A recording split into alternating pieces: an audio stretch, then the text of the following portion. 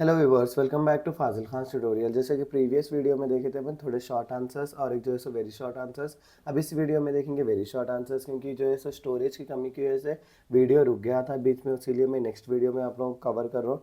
So composition of electoral college क्या है? N electoral college is a body of members who elect the president of India. Electoral college क्या है? एक body of members है, उन ही किसको इलेक्ट करते हैं? प्रेसिडेंट ऑफ इंडिया को इलेक्ट करते हैं। इसके अंदर कौन रहता है? It consist of elected members of the legislative assemblers of Puducherry and Delhi. इसके अंदर कौन रहेगा? तो लेजिस्लेटिव असेंबलीज रह रही, कहाँ की? पुडुचेरी की और दिल्ली की। Elected members of the state legislative assemblies, elected members of both houses of parliament. Elected members state legislative assemblies के रहते elected members of both houses of parliament के रहते बोल के बोल रहे। नेक्स्ट क्या है? Composition of Rajya Sabha.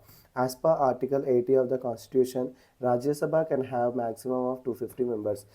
As per article 80 of the constitution से क्या पता चल रहा है अपने को?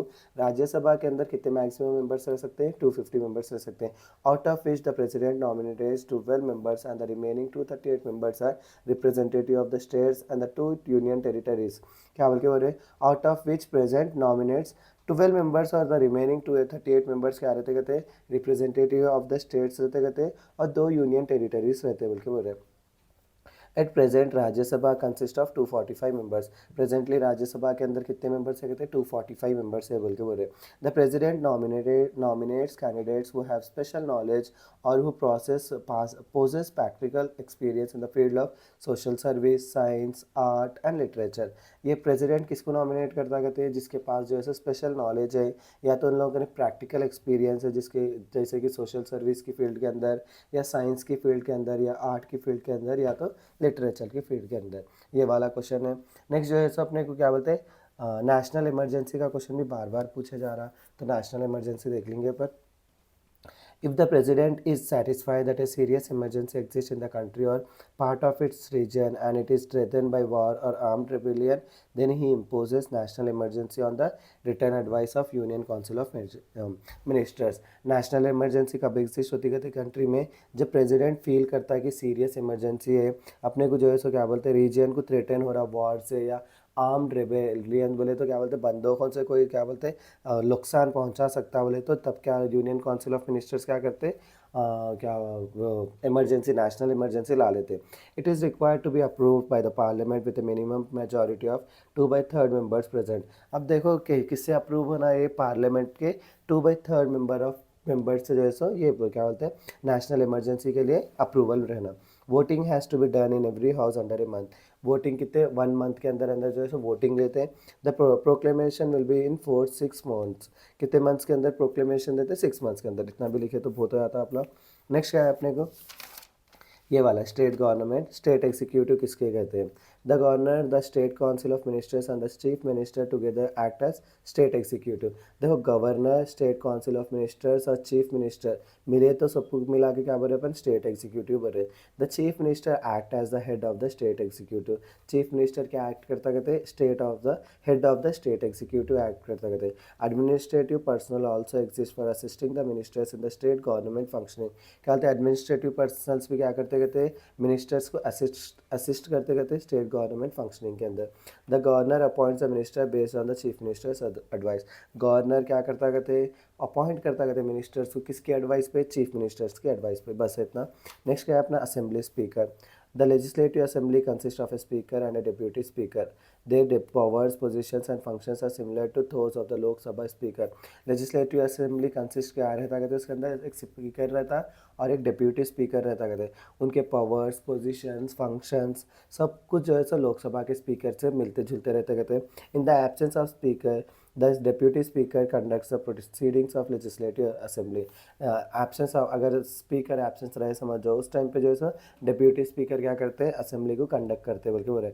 The speaker is appointed elected by the assembly members and he serves as a presiding officer of assembly. Speaker को कौन ऐसे क्या होते हैं? इलेक्ट करते कहते हैं असेंबली मेंबर्स के, इलेक्ट करते हैं, और जो है सो उन्हें सर्व कैसा करता है? एक प्रिसाइडिंग ऑफिसर के ऐसा काम करता है असेंबली में। नेक्स्ट वाला ये वाला, appointment of the chief minister. According to Article 164, the governor appoints the chief minister after the completion of general elections. The majority party of the state legislative assembly is appointed as the chief minister. Generally, the tenure of the chief minister is 5 years. देखो article 164 से क्या है पता चल रहा है अपने को, गवर्नर जो है सो चीफ मिनिस्टर को अपॉइंट करता after the completion of general elections हो गए बनने से। जो भी majority party state legislative assembly में जीते वो लोग ही क्या करते हैं, अपने चीफ मिनिस्टर को अपॉइंट लेते हैं, और जो है सो चीफ मिनिस्टर का टेन्यूर कितने साल तक रहता है, 5 साल तक रहता है बल्कि वो रेपन। नेक्स्ट है discretionary powers of the governor. Following are the discretionary power of the governor: dismissing ministry नहीं करना, selecting the chief minister, dissolution of legislative assembly, obtaining information from the chief minister on administrative and legislative matters, advising the president for the imposition of resident rules in the country बोल के बोल रहे हैं अपन। Next जो है सो अपने को नीति आयोग के बारे में, नीति आयोग के बारे में अपन 5 मार्क्स में भी उसमें पढ़े से इकोनॉमिक्स में, सो इसमें भी देखिए आप। NITI Aayog stands for national institution of transforming India Aayog. It was formed on 1 January 2015 through a resolution of the union cabinet. NITI Aayog का फुल फॉर्म क्या है, national institution of transforming India Aayog. It was formed, कब फॉर्म हुआ करते, 1 जनवरी 2015 में एक resolution के through cabinet में बल्कि हो रहे हैं। It is headed by the prime minister of India. इसके हेड कौन है, प्राइम मिनिस्टर ऑफ इंडिया है। It contains a governing council consisting of LT governor of union territories and the chief minister of all the states and also some regional councils. इसके क्या बोलते हैं, LT कौन है, governor of union territory से, और chief minister से all states के और सम रीजनल काउंसिल्स होते हैं। बस इतना लिखे तो ही बस हो जाता है। Right a brief note on Sarkaria commission. ये सरकारिया कमीशन 5 मार्क्स में भी आने के चांसेस रहते। देखिए अगर शॉर्ट पढ़ लिया समझ जाओ आप लोगों को, 5 में भी लिख सकते हैं अपने ओन से। सरकारिया कमीशन एक हाई लेवल कमीशन होता है। सेटअप कौन करेगा थे, union government on 9 June 1983 under the leadership of justice Ranjit Singh. It was asked to test and review the working of the existing arrangement between the states and the union. ये किसके लिए use करे थे, कहते टेस्ट करने के लिए, रिव्यू करने के लिए। कौन, working of the existing arrangements जिसके बीच में स्टेट और यूनियन के। It also recommended some necessary changes after the review on 27 October 1987। A report was prepared by them and was submitted to the union government. और क्या बोलते हैं, इसके बाद में वो लोग क्या करें, थोड़े बहुत चेंजेस करना बोल के एक रिपोर्ट बनाए। वो रिपोर्ट कब बनाए, 27 अक्टूबर 1987 को बनाए। प्रिपेयर करके किसको सबमिट कर दिया, यूनियन गवर्नमेंट को। Out of 247 recommendations 179 recommendations for implemented by the union government. कितने रिकमेंडेशंस बनाए थे वो लोग, 247, उसमें से कितने रिकमेंडेशन पास हुए, 179। Next gram Sabha. Gram Sabha includes all the individuals who are in electoral roll of Gram Panchayat. The sarpanch conducts and presides the meetings at least once in 2 months. Gram Sabha किस कौन कौन रहते कहते, इसमें पूरे इंडिविजुअल्स रहते, वो इलेक्टोरल रोल में पंचायत ग्राम पंचायत में रहते। सो द सरपंच और सरपंच क्या करते कहते, मीटिंग्स लगाते कहते 1 in 2 months, एक बार 2 महीने के अंदर अंदर। इन हिज एब्सेंस उप sarpanch and in the absence of both any member from gram panchayat conduct the meeting. देखो अगर सरपंच का एब्सेंट हो या ऊपर सरपंच का एब्सेंट हो, उस टाइम पे कोई भी मेंबर ग्राम पंचायत का मीटिंग लगा सकता है। बल्कि बोले out of 6 meetings 2 meetings concrete on the issues of women, senior citizen and disadvantage of sections. क्या बोलते, 6 मीटिंग्स रहते, 6 मीटिंग्स के अंदर अंदर जो है सो 2 मीटिंग्स जो है सो पक्का किसके ऊपर रहना कहते हैं, इश्यूज ऑफ वुमेन के ऊपर, सीनियर सिटीजन के ऊपर, डिसएडवांटेज सेक्शन के ऊपर। नेक्स्ट क्या है अपने को, बलवंत राय कमेटी के बारे में।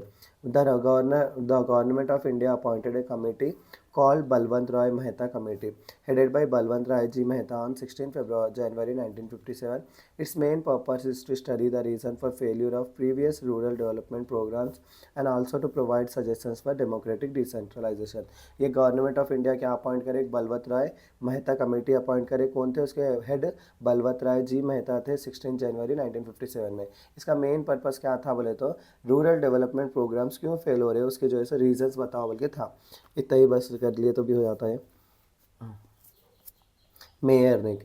Mayor is the first person and political head of the municipal corporations. He is elected by and from among elected councillors. He presides and conducts the meetings for municipal corporation at least once for a month. Mayor कौन होता, एक first person होता और political head होता municipal corporation का। इन्हें कैसा elect होता बोले तो, कॉन्सिस्ट ऑफ क्या होते, काउंसलर्स रहते हैं ना, वो लोग क्या करते हैं, वो लोग जो है सो वोट डाल के इसको सेलेक्ट करते हैं। इन्हें जो है सो मीटिंग्स लगाता म्यूनसिपल कॉर्पोरेशन के महीने में एक बार तो भी। He undertakes administrative control over municipal commission commissioner to implement resolutions and has complete access of municipal corporation records. इनके पास क्या है, complete access रहता है municipal corporation records का, और जो है सो इन्हों क्या करते हैं, municipal control over municipal commissioner के ऊपर कंट्रोल लेके कोई भी चीज़ को रेजोल्यूट कर सकते हैं बल्कि बोले। He is responsible for the maintenance of sanitation, water supply, street lighting in municipal corporations. उन्होंने क्या है, रिस्पॉन्सिबल रहते किसके लिए, मेंटेनेंस ऑफ सैनिटेशन के लिए, वाटर के लिए, स्ट्रीट लाइटिंग के लिए एक्सेट्रा। नेक्स्ट जो है अपने को क्या है, when is national voters day observe, कब आता, एवरी ईयर जनवरी 25 को क्या आता, नेशनल वोटर्स डे सेलिब्रेट करते हैं। What are electoral voting machines, electoral voting machines are those which record votes at a time, it records the votes of 64 contestant. Electoral voting machine क्या है, वो रिकॉर्ड करती है वोट्स को, एक टाइम में कितने रिकॉर्ड्स कर सकते हैं, 64 कंटेस्टेंट्स के वोट्स को रिकॉर्ड कर सकते हैं। व्हाट इज़ प्रेसफोलॉजी, प्रेसफोलॉजी क्या है, एक पॉलिटिकल साइंस का ब्रांच होता है, वो किसके बारे में पढ़ता, वोटिंग बिहेवियर ऑफ वोटर्स के बारे में। Write about electoral photo identity card, electoral photo identity card क्या है, अपनी आईडी कार्ड होता, is a voter identification card which was introduce by, कौन इंट्रोड्यूस करेगा थे, chief election commissioner T N. Seshan in 1993। Its main intention is to avoid bogus voting, इसका main intention क्या था, बोगस वोटिंग को अवॉइड करना। The voters who bring this card only are allowed to cast their vote. Next क्या है, forms of corruption. According to World Bank, corruption means using public office for private profit. Nepotism, bribery, embezzlement, extortion, देखो इसमें से ये लिख लो अपना, bribery, nepotism और extortion, favouritism etcetera. According to World Bank, corruption किसको बोला कहते हैं, पब्लिक ऑफिस जो है सो प्राइवेट प्रॉफिट के लिए काम कर रहे हैं, जैसे कि नेपोटिज्म के लिए, ब्राइबरी के लिए, लालच लेने के लिए, एक्सटॉर्शन करने के लिए, फेवरेटिज्म करने के लिए, are considered as various forms of corruption. The prevention of corruption act 1988 states that any act of misappropriation, bribery, etc. are also considered as form of corruption and are liable for punishment under law. Prevention of corruption act क्या बता रहा 1988, कोई भी जो है सो act करे, bribery लो या miss appropriation करो, तो भी वो लोग को क्या है, एक फॉर्म ऑफ करप्शन है, उन लोगों को भी पनिशमेंट मिलती है बोल के। नेक्स्ट क्या है, vigil blower. Whistleblower can be defined as the activist who reveal corruption in the public office and make people alert against it. They may expose the corruption activities either internally or externally. Internally, a whistleblower can expose the corruption activities to the responsible authorities within the organization, such as manager. Externally, he can report corruption to third parties such as government, police official, India, etc. The public interest disclosure resolution was initiated by the union government to provide protection to the whistleblowers. Whistleblowers कौन रहते हैं, वो लोग जैसे जो लोग corruption खा रहे हैं उन लोगों के बारे में मालूम करने, लोग क्या बोलते हैं, बोले समझ जाओ, उन लोग क्या बोल रहे हैं अपन, विजिल ब्लोअर्स बोल रहे हैं। विजिल ब्लोअर्स दो तरीके के काम करते हैं, एक इंटरनली और एक्सटर्नली। इंटरनली क्या करते हैं, कंपनी के अंदर कौन कौन करप्शन कर रहे हैं उन लोगों के बारे में बोलते, लोग क्या बोलते हैं, गवर्नमेंट को, या फिर बाहर एक्सटर्नल किसको बोल रहे हैं, बाहर के ऑफिसर्स के बारे में मालूम करके पता कर रहे, समझ जाओ, उन लोगों को भी क्या बोल रहे हैं, एक्सटर्नल विजिल ब्लोअर्स बोल रहे हैं। नेक्स्ट अपने को देखो, Sakala Jamula Sangme. The Sakala Janula Samme is great highlight in Telangana agitation. This movement led to strike at all sections of people supporting Telangana statehood. The government employees stayed out from the work. Sakala Janula Sanne क्या था, एक highlight था तेलंगाना के agitation के लिए। ये movement जो है सो एक स्ट्राइक था पूरे सेक्शंस के लिए जो सपोर्ट कर रहे थे तेलंगाना स्टेट हुड होना बोल के, और जो है जो वर्क एम्प्लॉयमेंट क्या कर रहे थे, काम नहीं कर रहे थे। नेक्स्ट है million March. On 10th March 2011, the Joint Action Committee of Telangana organized the Million March movement for the achievement of Telangana statehood. The message left by the Million March was clear that their demand was for a separate Telangana state was justified as Telangana regions were backward in terms of socio-economic prosperity. 10th March 2011 को क्या हुआ, joint action committee क्या करे, एक million मार्च movement करे, किसके लिए करे, अचीवमेंट ऑफ तेलंगाना स्टेटहुड होना बोल के। ये मैसेज में क्लियरली क्या बता रहे थे कि हम लोगों को जो है एक सेपरेट तेलंगाना होना, और जो है ये तेलंगाना रीजन जो है पीछे की तरफ चले आ रहा है अगर तेलंगाना और आंध्रा मिलके रहे तो। नेक्स्ट क्या है अपने मुल्की रूल्स है, आप लोग कई सारे आंसर्स में पढ़े मुल्की रूल्स बोल के। यहाँ पे देखिए क्या है, The person who gets an employment in Telangana must be a resident of Telangana for not less than 15 years. In Telangana region, 80% of job must be allocated for Telangana people and 20% jobs must be allocated for Andhra Pradesh. मुल्की rules में क्या है, दो main rules कि जो है सो जो भी लोग क्या बोलते हैं तेलंगाना के रेसिडेंट बन जाना चाह रहे या गवर्नमेंट जॉब लेना चाह रहे, तेलंगाना के अंदर एम्प्लॉयमेंट लेना चाह रहे बोले तो वो लोग कितने साल रहना कहते तेलंगाना में, 15 साल रहना। और 80% ऑफ जॉब्स किसको देना, तेलंगाना के लोगों को देना, 20% जो है सो आंध्रा के लोगों को देना बोल के बोल रहे।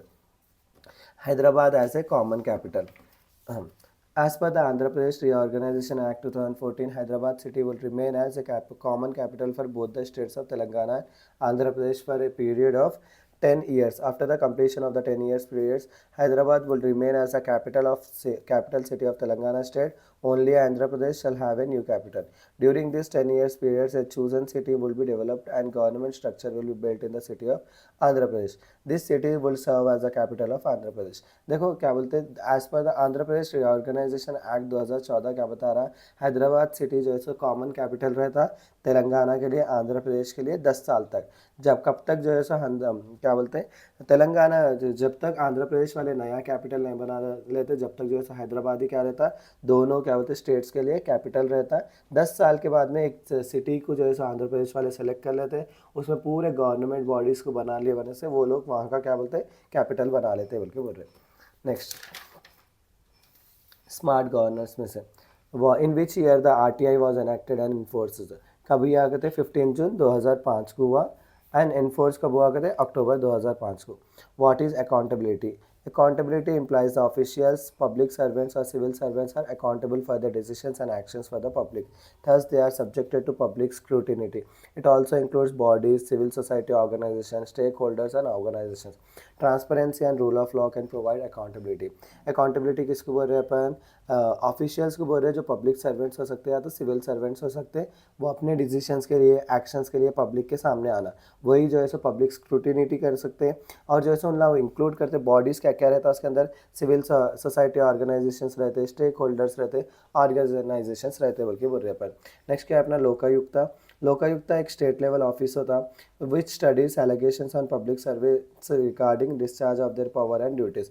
लोकायुक्ता क्या है, एक स्टेट लेवल ऑफिसर होता, उन्हें जो है सो क्या चीज़ देता, एलिगेशंस पब्लिक सर्वेंट्स पे क्या लगे हुए हैं उसके डिस्चार्ज करता ड्यूटीज़ और पावर्स को। The public servant can be political executives, legislature हो सकता है, ऑफिस ऑफ स्टेट गवर्नमेंट हो सकता है, लोकल बॉडीज हो सकता है, पब्लिक एंटरप्राइज हो सकता है। नेक्स्ट लास्ट अपना list the main organs of UNO. The 6 principal organs of UNO are listed below.